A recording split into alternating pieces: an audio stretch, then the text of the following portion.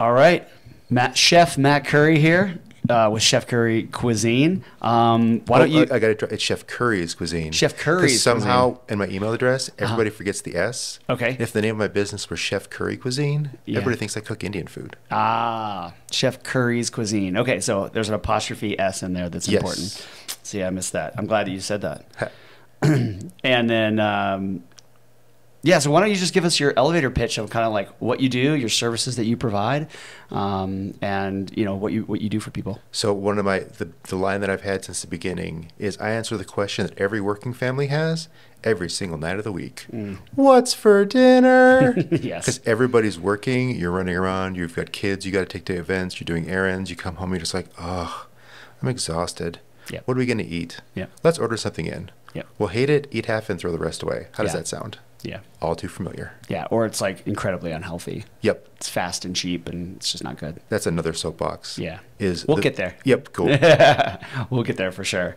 And then how long have you been in business? So I graduated culinary school at the end of 2013, and I've been doing this ever since then. Okay. My goal is to never work in anybody else's restaurant. Okay. I was going to ask about that. Have you ever worked in another kitchen situation? My last quarter of culinary school, I had to do a management externship, so I worked the entire 2013 football season at Mile High.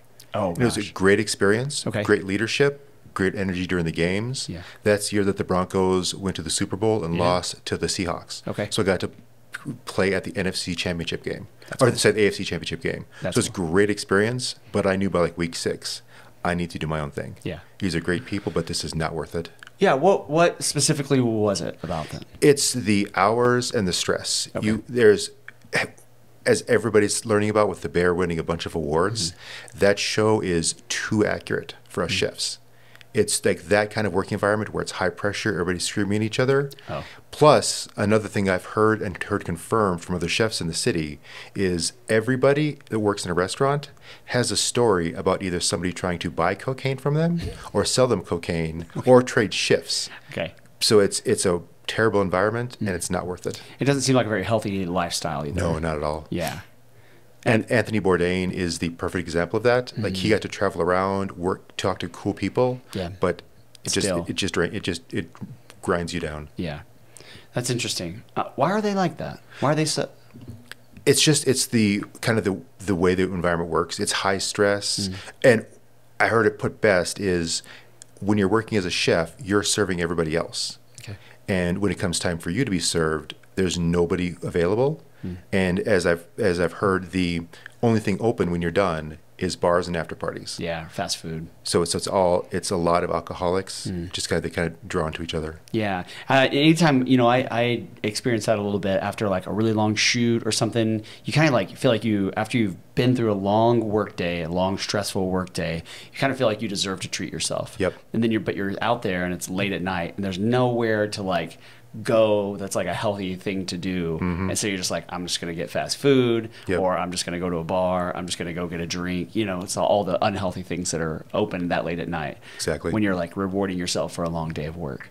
So that makes a lot of sense. Totally true.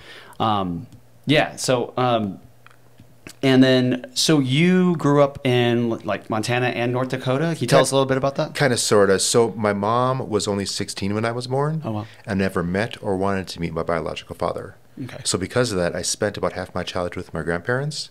My grandmother was an amazing cook. Okay. Nothing fancy. It was all like home, like farm food. Okay. But I've always said that there's no scientific explanation for it. I can't describe it, but I know for a fact that you can cook love into food because I've experienced it. And I've said if I can ever reach the point where I'm cooking 10% of the love into my food that my grandmother did, that's it. I'm retiring. That's as good as it's ever going to get. Oh, that's cute. So I was in a discussion about that recently. Like there's no scientific explanation for it, but something about the energy. Okay. You can just taste the difference. Yeah, can you elaborate? Is it just the care and attention put into it? I think it is. It's another story I have is, so back after I graduated culinary school, about 2015, I was driving around doing some small business networking, and I remember I'd forgotten lunch. It's like, oh man, I forgot lunch. What am I? Oh, hey, Burger King. I used to always go to Burger King. Yeah, I'll go there. I got my usual that I used to get, like a chicken sandwich, and I remember like this food tastes like sadness. Like, why am I getting depressed when I'm eating this food? Yeah. And it's something about the energy. Yeah. And the quality. Yep. Yeah. And as I said yesterday in a discussion, you could have 2 meals cooked by somebody who cares and somebody who just doesn't, and you can taste it. It's intangible, but it's there. Yeah, and the care goes all the way back to probably even just like the choice of ingredients. Ooh, that's probably true, yeah. If they care when they're making it, they cared when they purchased the ingredients, or if it was on a farm, probably a lot of the ingredients were there, right? Yep. So was she using a lot of the things from the farm that you guys grew? No, she had we grew up in a very small town. They'd moved away from the farm by the time I was with them. And on a side note, she had a garden my whole life. And people don't understand what vegetables are supposed to taste like. Yeah. They actually have flavor if you like grow them Yes. yourself. They actually have a real flavor. A fresh picked tomato has a flavor that's unlike what you see. I'll eat a fresh picked tomato by itself. Yep. Just pour a little bit of salt on it, and I'll just eat the whole thing. Those are delicious. Yeah. But not from the store. I'm not doing it from the store. But if I get one that someone grew in their backyard, for sure. Side note, this is something I learned from my mentor in culinary school. The best tomatoes that you're going to find are the ones that are in a can. Okay. Yeah, because they're more cost efficient for the farmers to sell them in a can. So the best tomatoes are canned. Okay. The second best tomatoes are the ones on the shelf, and the worst tomatoes go into ketchup. Because they're getting paired with so many other ingredients. Yeah, it doesn't matter. They're being masked with sugar, right? Yep. So I use canned tomatoes a lot. Oh, just because of that. Okay. Like, in fact, they do that on the bear a lot too. I've Yep. started watching it. Yeah, and that makes a lot of sense. So, okay, that's interesting. I did not realize that. I've got a ton of random food knowledge like that I picked up in culinary school. Nice. It's like, oh, I didn't know that. It's like, no, you wouldn't. I want to pick your brain then. So nice, fair enough. Yeah, so tell me more about your grandmother. What would you guys cook together, and what did she teach you in the kitchen? She taught me the value of service. One of the things my instructors in culinary school talked about is I have what's called a service heart, where I'm fulfilled by providing service to others. And I definitely got that from my grandmother. I remember growing up, no matter who you were, when you walked into her house, first thing she'd ask you is, hey, have you eaten anything today? And I didn't realize until I probably went to culinary school how much of an act of love that was. Because she was born in 1929, so grew up, yes, she was a child during the Depression, but it was still a time of scarcity. So by offering somebody food, that was a true act of love. And sacrifice. Yeah, because you might not have eaten that day. And for her, offering that was a huge deal. Yeah. And she also had, something else I live by is when she served you food, if you left her house hungry, that was not her fault. That's on you. There's always plenty. Yep. If you leave hungry, that's on you. Yeah. And that's something I've tried to emulate over the years. Was there a special dish that she used to make that? Not really. There was nothing in particular. She loved baking pies. Okay. I did not inherit that from her because I learned in culinary school pies are too much work for the reward. Okay. I have an aunt that still, but what I did inherit from her was her love of baking bread. She baked bread all the time, and I love it. Yeah. I cannot. A nice sourdough? Not sourdough, just the most basic bread.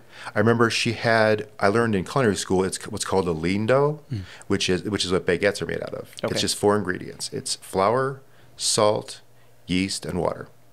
And I remember I took the artisan breads class in culinary school from my mentor, and he had us do an experiment where we took one slice of bread, but type of bread, like a baguette, from 2 different locations and compare them. So I got the baguette at Safeway, which was terrible. And then there was, at the time I was living down south, so there's a really cool bakery in Parker called La Baguette de Normandy. And I remember, first of all, the guy who runs the place, if you called a Hollywood casting agency and asked for a French baker, it would look and sound exactly like that guy. But I remember I got his baguette. I remember smelling it. It smelled exact. I had this great sense memory of smelling exactly like my grandmother's bread because it's just those 4 ingredients. So what is Safeway doing to their baguettes? They're getting them made in a factory, Okay. and then when they get cooked on site, and when you do It's just not fresh. No, and just there's no care involved in it. And when you cook a baguette, part of the technique is that you do what's called a slash, because you build the dough and you kind of tie it together on the back side. So you need to slash the front of the dough in order to keep it from breaking in the back.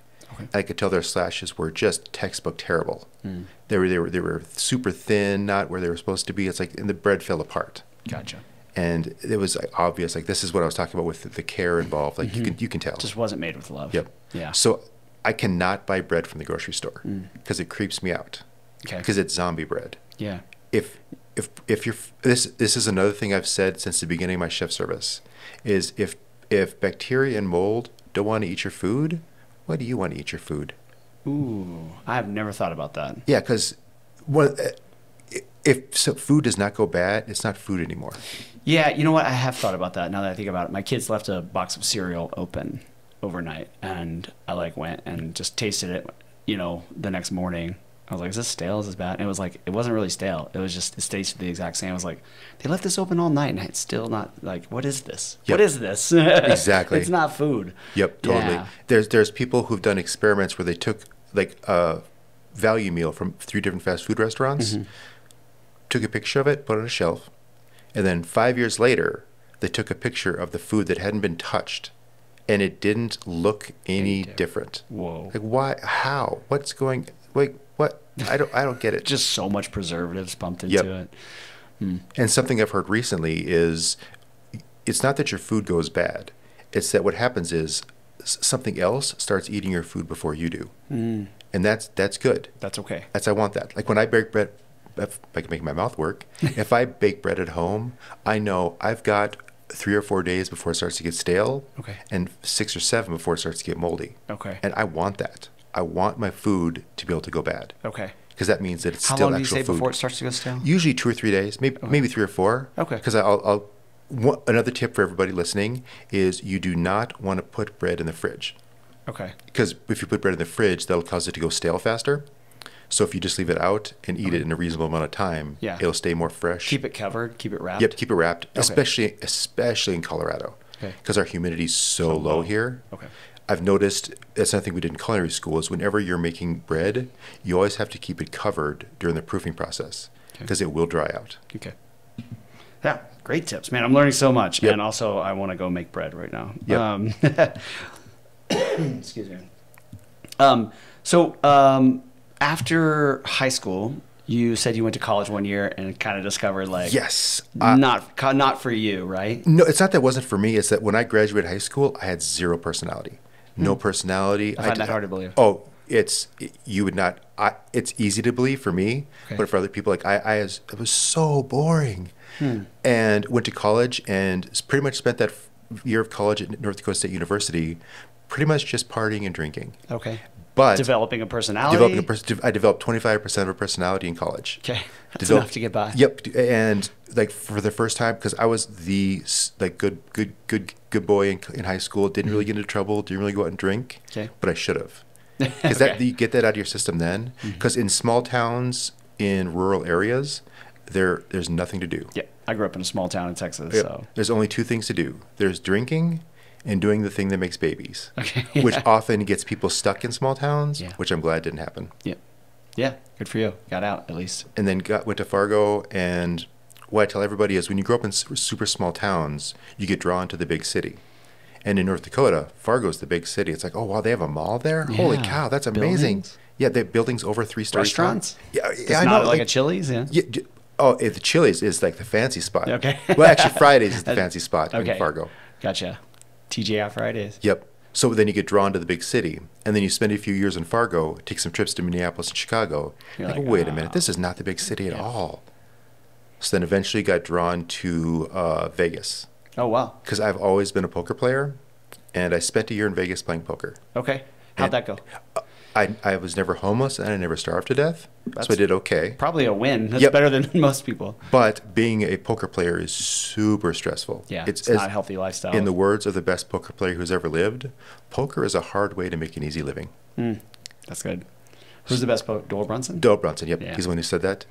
So then I moved over Memorial Day of 2004, I moved here to Denver to give it a shot with an ex-girlfriend who later thankfully became an ex-wife. Okay.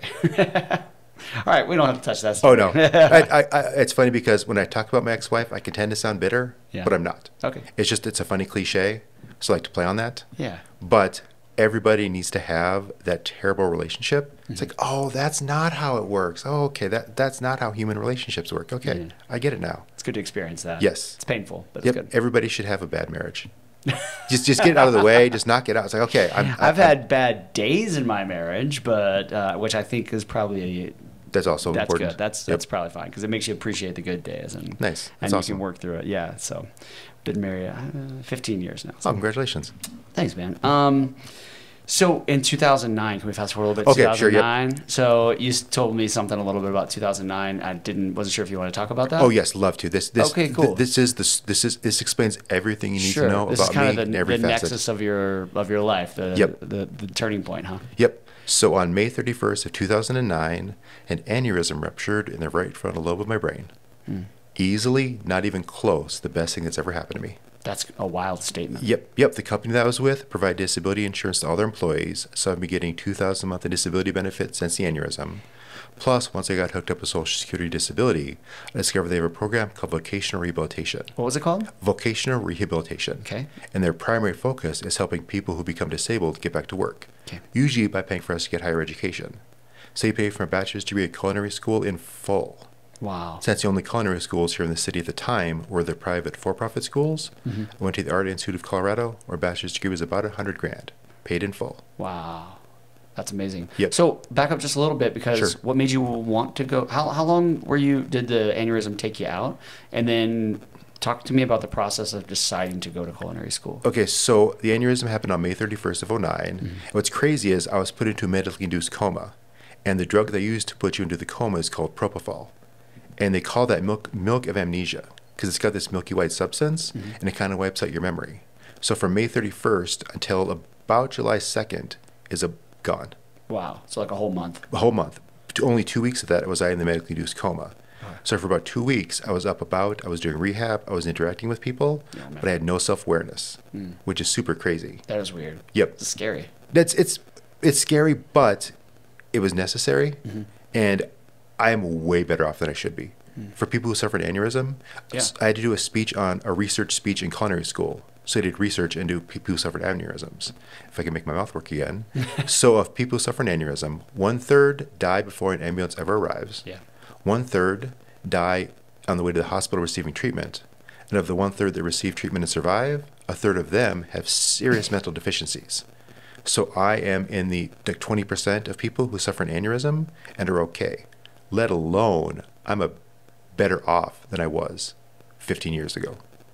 How do you say you're better off? I have a better personality. I have a better sense of humor. I don't know how else to put it other than 15 years ago, I sucked. That guy was not a good person. The best example I can give that I've noticed is what drives me insane these days is if you're at the grocery store and you see a shopping cart just left in a parking spot. Yeah. Like, what? That's right there. How could you not? And I would have done that 15 years ago. Okay. And the answer I give for why is I am a textbook case of nature versus nurture. I had great nurturing growing up, but in a lot of ways I reverted to my nature because my biological father is a piece of beep, and I've had to fight that. It's half of you, yeah. Yep, so I've had to fight that my whole life, and the aneurysm really allowed me to embrace what I learned growing up, and embrace who I'm supposed to be. Because I highly recommend almost dying to everybody. So have a bad marriage. Have a bad marriage. And almost die. Have some bad things happen and come out of it and realize, wait a minute, I've been given a gift. Yeah. And that's what my aneurysm was. It was a gift. Because I should be dead. I got to do my rehab at Craig Hospital over in Inglewood, which is far and away the best hospital in the country that you can rehab from a brain or spinal cord injury. And I am very lucky because only about 1% of their patients are non-traumatic brain injuries. Okay. Because on a scale of 1 to 10, like all brain injuries are serious. Yeah. But mine really wasn't. Okay. Like on a scale of 1 to 10, I say mine was like a 0.1, 0.05. That's probably not true. I mean, aneurysms are pretty serious, but I understand what you mean. Yep. Out of all the traumatic brain, injuries, yours is on the lower scale. Yes. Not as serious. Yep, not as serious. When I was at Craig, I was doing rehab with people, and I couldn't figure out why am I so much better off than all the people I'm doing rehab with. Yeah. And I realized, it's because I suffered a non-traumatic brain injury. Yeah. Well, they suffered real brain injuries where they're they had bruises. You recognized that while you were in the hospital still? Yeah, toward the tail end of when I was in the hospital. Because you're up walking around doing, and they're just like most of them vegetables or paralyzed. Yep, there are people my age who are now probably in their 40s who will forever have the intellect of a child. Oh. All because they suffered a traumatic brain injury. Wow. So you really did get off very lucky. Yes. Yeah.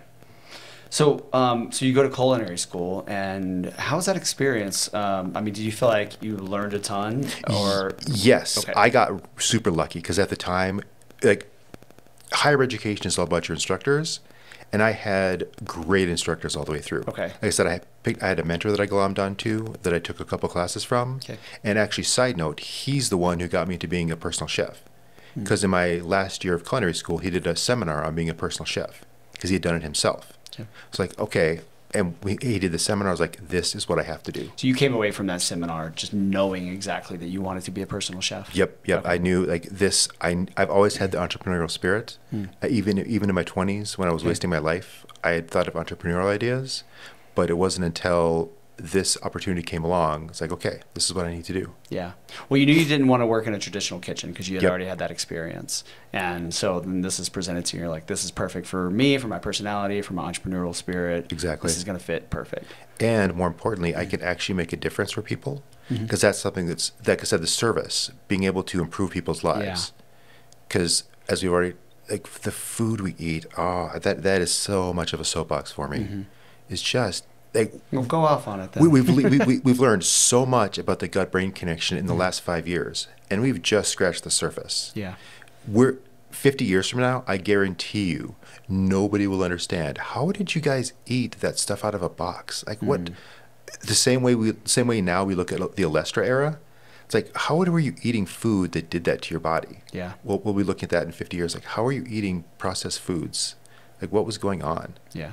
I mean, you could just look around at society and just know that something's wrong. Yep, there are diseases and things like mental diseases and physical diseases that didn't exist 70 years ago. You're right. And it's because of the food. And another soapbox is gluten. Gluten is not a problem. Humans have been eating wheat since the dawn of human civilization. Okay. But it's not until the last 100 years that we've started. I think the main culprit is glyphosate, which is the primary ingredient in Roundup. Okay. They use that. It was banned in Europe. Europe is doing a test right now where they're unbanning it and doing a full scientific study on it. Okay. So I think that's they're way ahead on all that stuff. They ban a lot of stuff that, that we don't here in the States. So they're way ahead of it on, all that. I'm very interested to see because they're doing a 5-year scientific study on the effects of Roundup on their citizens. I think that's going to be very enlightening because it's already listed as a carcinogenic, cancer-causing ingredient. Yeah. And do you think if they find out that it is bad and they confirm that we will do anything in our country about it? Or do you think it's too late? I wish we would, but I don't think we will. Okay. That's a whole other conversation for a whole different podcast. Yeah. Okay. All right. We'll have you back again to do that. Fair enough. So you talked a lot about just like how nourishment is important, good nutrients, clean eating is important. How do you coach like families? I mean, so talk to me a little bit more about your business and the actual like nuts and bolts of it. How are you coaching families on what they should be eating and the meals that you're making for them? The main thing, I preach the same thing I've already talked about, is just eating real food. Yeah. Because I recently read a scientific study where they talked about how you cannot be healthy or even happy if you're not eating real food cooked from scratch. Because there are ingredients in the processed food that activate bacteria in our gut that create hormones that cause depression. So, and people are learning a lot about gut health, and eating real food promotes that. Because there's so much that's stripped out of food to keep it shelf stable. Yeah. And part of my thing is care about your ingredients, care about your food.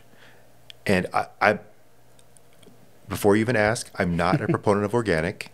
I think organic is fine if you want to go that way, but I think it's somewhat of an overreaction. Okay. Because it's moving too far. Because if you as long as you're washing your vegetables, you're getting most of the contaminants off it, and cooking it is going to take care of that as well. Okay. So those two things together, you're probably fine. You're probably fine, yeah. If you, are there any specific foods that you do buy organic? Not really. I don't have to go that way. Most vegetables, like I said, as long as you're washing them, they're fine. Okay. And also for the people at home, don't wash your poultry. Like there's so many articles on that. I saw that online the other day. Someone cooked chicken, and all the comments were like, "I can't believe you didn't wash it." And I was like, "You're supposed to wash your chicken?" No, just cook it to 165 final resting temperature. Okay. That's the only way to get rid of the salmonella. Okay. Because all chicken in America has salmonella. Yeah. Just cook it all the way through. You're fine. Why does all chicken have salmonella? It's just it's part of it is how we grow our chickens here, and part of it is just all chicken has salmonella. Okay. So it's just one of those things that it just needs to be cooked out. Yeah. Because chicken is one of the few meats that cannot be eaten raw. Like in America, beef is fine, fish is fine. Yeah. Beef is fine. Not ground beef though. Not ground beef, because ground beef has too many You're just mixing too many bacteria. Yeah. Yep. Yeah, there's so soapbox issue again. That's what we're here for, man. Just talking. Yeah. Yep. Because like the way our food is processed, like you hear so much about cross contamination in food, and that's another big problem. Yeah. Yeah, and it's a problem in small kitchens too, right? You can't cross-contaminate, but it's also in these big factory kitchens where they're food factories where they're making most of our food that we're buying. Yep. You've mentioned a couple times about your entrepreneurial spirit. What do you feel like makes you a good entrepreneur? What makes me a good entrepreneur is I've always been a problem solver. I've realized since I've become an entrepreneur, I am not an ideas guy. Not at all. I will not come up with a new idea, but in the words of easily the worst poet of our time, if you got a problem, you'll all solve it. Check out the hook while the DJ revolves it. I mean, he's pretty good. Come on. Really? I mean, come on. Whatever. No. Come on. It's a very short-lived career, but yes. I enjoyed it when I was a kid. So we all did, but we were kids. We didn't know any better. I had good taste as a kid. I don't know. I hope he makes a comeback. We're talking about Vanilla Ice for those who went over their head, for the youngsters out there. So then you started your business in 2013, right? Actually, 2012. I started even before I graduated culinary school. I had started the chef service. And what mistakes do you feel like you made early on when you first started? The biggest mistake I've made easily is I didn't realize when advertising is correct. I've wasted so much money in advertising, not realizing there was way more value in just getting to know people and getting your message out there. Yeah.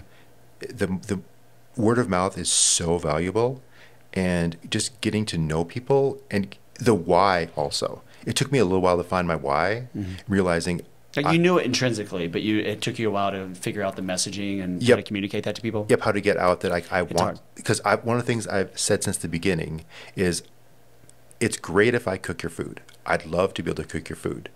But if I can help you get to the point where you're cooking your own food, that's great.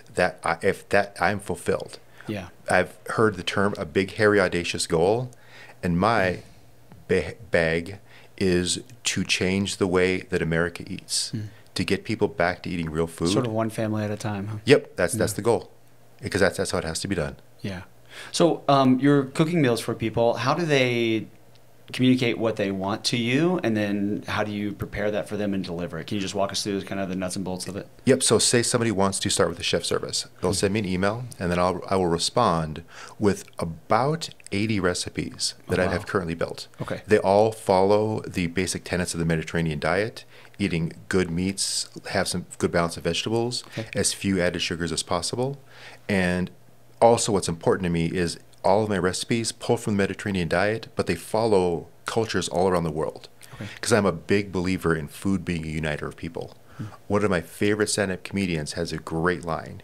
He says, how can anybody possibly eat a good New York-style bagel with lox and a schmear and afterwards hate Jewish people? It's like, that doesn't make any, how can you do that? These people created this. It's delicious. Yeah, and so if you eat from cultures all around the world, you're going to have more respect for those cultures. Okay. And food is a uniter of people. I will say that. Yeah. I notice that I do a lot of cooking demos at luxury apartment buildings. And those are my favorite, because you have a group of people all creating and eating food, and they're all talking, and Oh, I love that because you have people who normally they'd pass each other in the hallway. Yeah. But now the next time they see each other, it's like, hey, I remember you from the sushi demo. Yeah. So you connect. Food is a great way to connect. I agree. Because in our modern age, so many meals you eat by yourself, you're at your desk, you're eating on your own. Yeah. And food, for the first few thousand years of human civilization, food was a communal experience.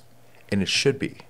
Yeah. Because I read an article. How it was at your grandmother's. Yes, exactly. Because I read an article a few years ago from the Washington Post. It was a family therapist who said, now this is not true in all cases, but if you think you need to seek family therapy, you probably don't.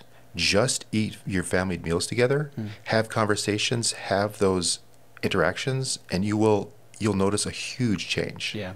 Because my happy place is, I wasn't necessarily eating a meal around a table, but my happy place is sitting on my grandparents' couch, eating dinner off a TV tray, and watching Looney Tunes. Okay. Because we used to do that. It was on Nickelodeon every evening at about 6:30 Mountain, and I remember my grandpa laughing his butt off at the Roadrunner cartoons. Yeah. And like at his funeral in 2009, I talked about that. Like that is my memory of him. And there's so many family memories that are built around food that if you can build that up early on, it's going to make a huge difference. So what you're doing, because obviously families are just too busy, right? We have too much going on. We're trying to squeeze too much out of a single day. Yep. And we don't have, the food is it the first thing that pretty much goes? Because it's time consuming, right? Yep. It's time consuming to plan out a meal, to go grocery shopping, buy the food, bring it home, prep it, cook it, plate it. It's just like, it's almost a full-time job. It is a full-time job. It is, yeah. But if you're missing any one of these three things, if you don't have the time or the ability or the simple desire to cook your own food. Or the know-how, too. A lot of people just don't know. Yeah, that's a good, I got to add that to the list. Good point. There you go. Because if you're missing any one of those three things, it's too easy to say, you know what, we're just going to order something in. Yeah, my wife has become a pretty good cook, but like she grew up and they just ate, just boxed meals, you know what I mean? Like no one cooked in her house. Yep. She'd come home from school and there's just like, just boxed snacks, you know what I mean? Pre-made food. There was never any fresh ingredients. So she's vegan now, and or borderline, she's a vegetarian for sure. She eats a little fish, but pescatarian. Yeah, fish and eggs are kind of her protein. So, but she eats super healthy. I mean, she eats like a zucchini and 2 eggs for breakfast every single morning. Awesome. That's her go-to, which is disgusting to me. But oh, come on. I can't do zucchini. I'll eat almost every vegetable except like zucchini. It's the squishy ones in the middle. Eggplant or... Throw some lemon in there, you'll be good. Lemon? Lemon and zucchini are a natural pairing. Oh, okay. All right. Write that down. Well, I'll try it I'll try anything because she always makes it. I just never want to eat it. So artichoke hearts, I don't do artichoke either. She loves them. Canned. She buys them canned. You're breaking my heart, man. I'm sorry. You know what? My palate has changed over the years, and so that's one of the things. I'm hopeful that it will change in that direction. But I mean, I grew up on like chicken tenders and ribeyes, you know, and burgers. So if you want to get introduced to artichoke hearts, try it on pizza. Especially a white pizza. That is a fantastic pairing. Okay. I want to get some more tips from you for like families, and I'll just use my own family as an example. Like getting my kids to like try new foods. It is like the hardest thing in the world to just get them just to try it and eat what we make. So oftentimes it's just like, just try it, and if you don't like it, I'll make you a peanut butter jelly sandwich, like whatever. But they just don't. I'll try new things. Like every week almost, I like come up with a new recipe and I'll try different things, and I think it's delicious. But they just like won't even try it. There's not much I can say. The best tip I have is avoid bitterness at all costs. Okay. Because kids, this is a really cool thing I learned, is the younger you are, the more sensitive you are to bitter. Oh, okay. And that's because it's an evolutionary trait. Because, as you know, kids, the first thing they do when they see anything is they'll put it in their mouth. Okay. And bitter, a lot of poisons in nature are bitter flavored. Oh. So it's a natural for children. As you grow older, never thought about that. Yep. As you grow older, your aversion to bitterness goes away. Okay. So that's the main thing. Because you understand. Yep. Yeah. And then try to find some natural sweetness. You'll find that in carrots. You'll find that in bell peppers. Okay. They have any food with natural sugars. Okay. And don't be afraid to pair some fruits in, with your savory dishes. Yeah. One of my That's kind of our go-to is like strawberries and raspberries on the plate. It's like, well, if you don't eat that, at least you'll eat that. Yep. So. One of my fall dishes is I do an autumn chicken where it's some butternut squash, some sweet potatoes, but I also throw in some Honeycrisp apples. Okay. And it gets paired with either cranberry or a mango lemon sauce. You got my mouth watering. Yep. It's my job. All right, so chef. Pair with something, and having kids eat real food, the sooner you can do that, the better off they'll be. Okay. I've got my Say that again for me. The sooner you can get kids to eat real food, the better off they'll be. Yeah. Because they'll grow up eating real food. Because my little brother, he's in his early 30s. He's on the autism spectrum, but he grew up eating like chicken strips off the kids' menu, and it's even now it's tough to get him to eat real food. Yeah. So sooner you can do that, the better. Okay. Yeah, we try. I mean, my wife and I both eat pretty healthy. You know, like she definitely eats healthier than I do, to like almost a boring, you know, level. I think Awesome. where it's just kind of the same things over and over, and she likes what she likes, but it's, you know, just vegetables. And then I eat a lot of I try to eat a lot of meat, you know, lean meat, and then mix in some veggies and but man, they, you know, it's hard because they will make stuff for them, and it's like if it has vegetables in it, they're, you know, so like, we'll blend it up. So we're working on it. It's a struggle every day. My oldest, she's 8, and she's gotten a lot better. She'll eat pretty much anything we put on her plate. So I'm hopeful for the younger two as they get older. It takes a little while, yeah. It takes a little time. But my middle child we call her our sugary girl because she just wants sugar. Well, that's another evolutionary trait is when you're young, you need the energy. Yeah. So you desire sweets. Okay. So she'll age out of that, hopefully. Crossing my fingers. So, yep. You said you have 80 recipes for people that you offer? Yep. Okay. Is that year round? Do you only do like maybe 30 or 40 per season, or is it? No, almost all of them are omni-seasonal. Okay. And I have a few, like that autumn Mediterranean dish that I talked about. What I will do is that switches out of when it's not autumn. When it's in autumn, it's cranberry sauce. Okay. When it's out of autumn, then it's the lemon mango. Okay. Because it'll work. Gotcha. And I also have a summer Mediterranean chicken vegetable dish that uses more squashes. Okay. But even I'm not a fan of that one because you can only have so much yellow squash, eggplant, and zucchini in one dish. Yeah. I would prefer none in my dish, but that's okay. Yep. I will eat a little bit. That'd be fine. I'm at a point in my life where I'll try anything. I'll Nice. eat it. You put it on my plate, and I'll give it a fair chance. And I was going to say the way that most of those recipes come up with recipes is somebody will say, "Hey, I want this type of cuisine." I was like, "Okay," and then I'll do some research online. And say, so people suggest things to you, and you do some research and kind of make what people are requesting. What people are requesting, and also I'll every time I see a recipe online, I'll see a technique. It's like, I know what you're trying to do here, but no, don't do that. Don't. People trying too hard? No, it's that like one of the examples is I'll see people say, cut your red bell pepper into strips. It's like, no, what? Always be thinking of the end result. You don't want, because you're going to, eating a strip of red bell pepper is super awkward. Just cut it into small dice. Okay. Cut it into bite-sized pieces. Unless it's for fajitas. You're putting it in a taco. Then you can do strips. Fair. I'm asking you. I don't know. It's totally fair. Okay. Because always be thinking of how it's going to look on the fork. Okay. Oh, that's a good tip. Yep. Fork friendly is the term my culinary instructor came up with. So is there, like, do you like, hey, I don't want to go over 80 because it's just too many recipes at that point, too, you know, and then it kind of keeps people from, it's debilitating trying to pick one. I do have them broken down into regions. Okay. Where I'll say, here are some Caribbean dishes. Here are some Southeast Asian dishes. So I will break it up into that because 80 can be overwhelming. Yeah. But I also want to make sure that you have something that you can find to build the 5 entree menu. I mean, we have like 10 things that we make in our family. So awesome. 80 is would be a dream. So, and then how are you preparing this and delivering it to them? So what I do is I rent commissary space up in North Denver. Okay. And I'll go into the commissary kitchen, cook all the meals at once. Because you mentioned tips for families. The best tip I have is, and this is the secret of the chef service as well, is that it doesn't really take that much more time or effort to cook 4 portions of food, say even 8, than it does 1. Yeah. Because when I cook for myself, I'm super lucky because I'm the kind of person I can eat the same meal day after day after day. So you'll make 5 portions and then Even more than that. Okay. I'll make my standard is when I want to cook for myself, it's like, okay, I'm going to sit down and cook 8 portions of food. Okay. That's my lunches and dinners for 4 days. Wow. And as long as it's good, I'm cool with that. Okay. You can eat it for 4 days straight. Yep. Wow. Okay. Yep, that's super lucky. I thought I was disciplined in that way. I could eat the same thing a couple times, but not for 2 meals a day for 4 days straight. That's a lot. As long as it's good, I'm good. Okay. All right. But yeah, so my tip for families is cook in large batches. And even if you have to freeze it, frozen food is good for a couple months. Okay. You can kind of rotate between them. And idea. despite what you might hear, you don't lose really any nutritional value freezing it. Some vegetables can turn to mush when you freeze them and thaw them.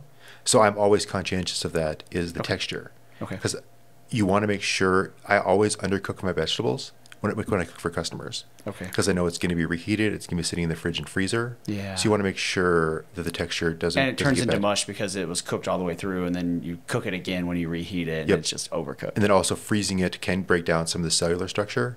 So you got to be conscientious of that. Okay, man, you thought about a lot. Yes. Well, I've been doing this for 10 years. Yeah. That's great.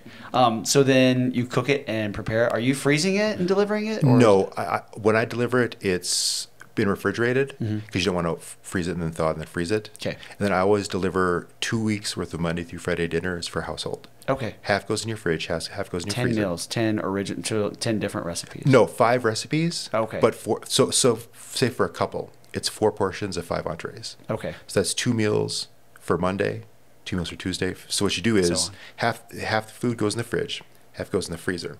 Okay. And then so on day 1, you're going to eat meal A out of the fridge. And you take meal A out of the freezer and put it in the fridge so that they safely thaw. So you just have a rotate. Yep. You And just then rotate day 2, it out. you eat meal B, etc. for all 5 meals. Okay. And are you providing them like a specific order to eat it in, or does it not matter? You eat it in the order you want. Whatever. But I do provide safe reheating and food handling instructions. Nice. Okay. Because you want it, and I'll also give instructions both with and without the microwave. Okay. Because some people don't like the microwave. Some people do. Some customers have said, I don't care. I'll just put it on the microwave. It's like, okay, fine. But on that side note, if you're going to microwave fish, I don't think we can be friends anymore. Yeah, I'm not microwaving fish.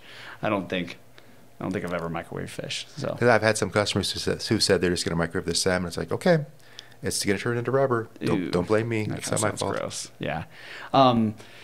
So, how do you price that? You don't have to give specifics, but are you per meal? Is it different per meal because of the food costs are different? Actually, part of my experience is I like to make things as easy on the customer as possible. Sure. Everybody has, as we've talked about, has so much going on. So I pretty much charge flat rates. Okay. So are you doing a subscription model? Yes and no. Okay. So the base cost of the service, so 2 weeks worth of Monday through Friday dinners for 2, which is 4 portions of 5 entrees. The base cost for that is $3.50. Okay. That's all inclusive. That's groceries. That's the BPA-free microwave and dishwasher safe plastic containers. Okay. They get reused. Are they returning those to you? Yep. Because that's one of the reasons why I drop off the food. Because when I drop off the last week's meals or the last set of meals, I'll pick up the new containers. Yeah. So that way it's environmentally safe. It's more conscientious. Yeah, that's great. And that way I also want to ask the customers every time, how was the food? And more importantly, what could be better? Okay. Because as we all know... You're getting feedback every 2 weeks? Yep. Wow. As we all know, every chef is an egomaniac, so we all know our food's amazing. Yeah. So I want to know what could be better. Okay. Even if it's small. Yeah. Hey, it'd be nice if you cut the vegetables a little smaller. It's okay. What's the most ridiculous feedback you've received?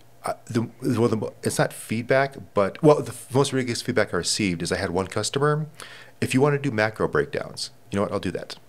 Oh wow. But it's too much when you want me to break down the macros of a teaspoon of paprika. That's